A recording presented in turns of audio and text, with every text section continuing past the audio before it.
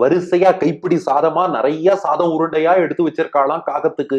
அது எதற்காகன்னா, மாமுனிகள் வியாக்கியானம் பண்றார். பிண்டம் என்பது பொதுவாக எல்லா உருண்டையும் குறித்தாலும் இந்த இடத்துல பிண்டம்ங்கிறது பித்திருக்களுக்கு வைப்பதைத்தான் குறிக்கும். சபிண்டீகரணம் இதெல்லாம் பித்திருக்கர்மால வரக்கூடிய வார்த்தைகள். அப்போ பிண்டம் என்பது பித்திருக்களுக்கு சமர்ப்பணமாக உருண்டையாக எடுத்து வைக்கக்கூடிய சாத உருண்டை. அதை காகம் ஏற்றுக்கொண்டதென்றால் காகத்தின் வாயிலாக பித்ரு தேவதைகள் அதை ஏற்று அங்கீகாரம் பண்றான்னு அர்த்தம். அது ஒரு தனி விஷயம்னு வச்சுக்கோங்க. அதை பத்தின கேள்வி இருக்கு. அதற்கு ரொம்ப கன்வின்சிங்கான பதிலும் சாஸ்திரத்துல இருக்கு. அதனால அதை பத்தி யாருக்கும் சந்தேகம் வேண்டாம். நம்ம நேரா பாட்டுக்கான விளக்கத்துக்கு வந்துருவோம்.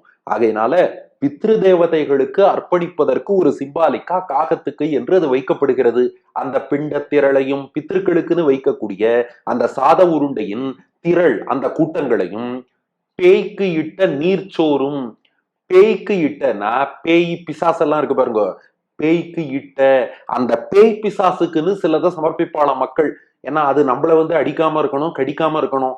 அதுக்காக என்ன பண்ணுவாளாம், நீர் சோறும், சோறு சாதத்தை நீர் தண்ணீர்ல நினைச்சு அந்த தண்ணீரிலே நனைக்கப்பட்ட சாதத்தை எடுத்து வச்சிருவாளாம். அத பேய் பிசாசுக்குன்னு. வீடு பக்கம் ஏதாவது பேய் பிசாசு வந்ததுன்னா நம்மள அடிக்காம கடிக்காம அந்த சாதத்தை சாப்பிட்டுட்டு போயிடுமா. ஆனால் அதையும் அந்த பேய் பிசாசு நேரா சாப்பிடுறது இல்ல, காகத்தின் மூலமாகத்தான் சாப்பிடுறதாம். அப்ப பித்திருக்களுக்கு பிரதிநிதியாக பிண்டத்தை சாப்பிடுறது யாருன்னா இதே காகம்தான்.